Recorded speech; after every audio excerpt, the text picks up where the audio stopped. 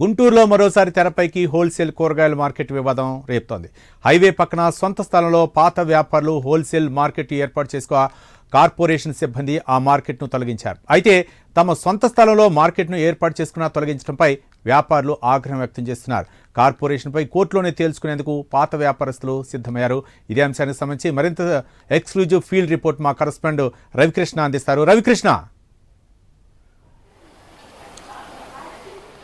రవి, ఏదైతే కొల్లిశారద కూరగాయల market wholesale కూరగాయల మార్కెట్కి సంబంధించిన అంశం అయితే మరోసారి తెర మీదకి వచ్చిందని చెప్పుకోవాలి. ప్రధానంగా కూడా ఈ హోల్సేల్ మార్కెట్కి సంబంధించి గత 30 సంవత్సరాల నుంచి ఇక్కడైతే మాత్రం హోల్సేల్ వ్యాపారం చేస్తున్నటువంటి వ్యాపారస్తులు అయితే ఉన్నారు. అయితే సంవత్సరం క్రితం అయితే మాత్రం ఈ హోల్సేల్కి ఆ మార్కెట్లో ఉన్నటువంటి షాప్స్కి సంబంధించి వేలంపాటు జరిగింది. ఆ వేలంపాటు జరిగినటువంటి నేపథ్యంలో నిజమైన వ్యాపారులు అయితే మాత్రం చాలా తక్కువ సంఖ్యలో పాల్గొన్నారు. బయట నుంచి వచ్చినటువంటి వ్యక్తులు అయితే మాత్రం పెద్ద సంఖ్యలో దాంట్లో పాల్గొనటం, అదేవిధంగా కూడా ఆ షాప్స్కి సంబంధించి పెద్ద మొత్తంలో కూడా వాళ్ళైతే మాత్రం టెండర్ వేసినటువంటి నేపథ్యంలో ఒక్కొక్క షాపుని ₹1,00,000 దాకా పోయినటువంటి నేపథ్యం. గతంలో అయితే మాత్రం వీళ్ళు కేవలం ఒక 10,000 నుంచి 20,000 రూపాయలు మాత్రమే ఇక్కడ ఉన్నటువంటి హోల్సేల్ వ్యాపారులు అయితే ఆ షాప్స్కి చెల్లిస్తున్నటువంటి పరిస్థితి అయితే ఉండేది.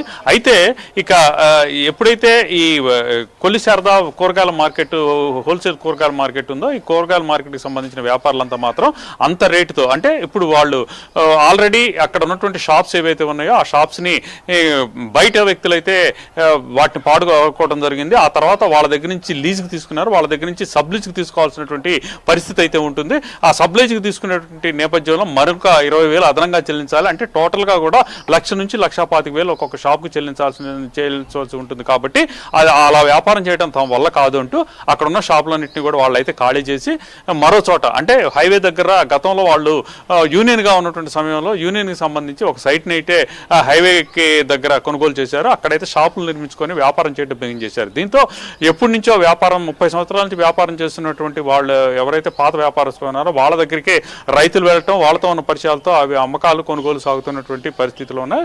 దాంతో కొత్తగా లీజుకు తీసుకున్నటువంటి వ్యక్తులు ఎవరైతే ఉన్నారో వాళ్ళైతే మాత్రం కార్పొరేషన్ని ఆశ్రయించిన నేపథ్యంలో కార్పొరేషన్కి సంబంధించి కార్పొరేషన్ అది చల్లదు అని చెప్పడం జరిగింది. దాంతో కోర్టుకి వెళ్ళినటువంటి నేపథ్యం. హైకోర్టు అయితే మాత్రం ఇక సరైనటువంటి పర్మిషన్స్ లేకుండా అక్కడ ఉన్నటువంటి పాత వ్యాపారస్తులు ఎవరైతే హోల్సేల్ మార్కెట్ని నిర్వహిస్తున్నారో ఆ పర్మిషన్స్ లేకుండా అక్కడ వ్యాపారం నిర్వహించడం కుదరదు. కార్పొరేషన్ ఇచ్చినటువంటి సమాచారం ఆధారంగా ఆ షాపులను తొలగించాలనేటువంటి ఆదేశాలు అయితే జారీ చేసింది. దాంతో కార్పొరేషన్ అధికారులు అయితే మాత్రం ఈరోజు ఏదైతే ఆ హోల్సేల్ మార్కెట్కి సంబంధించి కొత్తగా పాత వ్యాపారాలు పెట్టినట్టు వాటిని తొలగించడం జరిగింది. దాంతో ఒక్కసారిగా కూడా అక్కడ వివాదం ఏర్పడింది.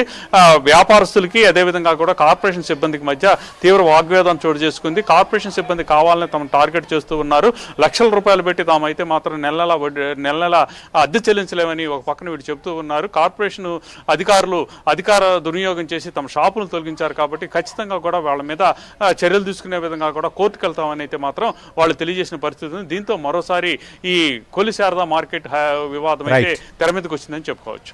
Right, thank you Ravikrishna.